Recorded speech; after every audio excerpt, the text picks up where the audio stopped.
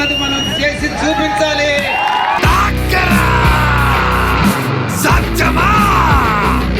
ఈ విధమైన ఆదరణ చూపిస్తున్న ఒలికుట్టపాడు మండల ప్రజలందరికీ నమస్కరించుకుంటున్నా. నేను ఒకటి మాత్రం చెప్తాను, ఉదయగిరి మన నెల్లూరు డిస్ట్రిక్ట్ లో హైయెస్ట్ మెజారిటీ వస్తుంది.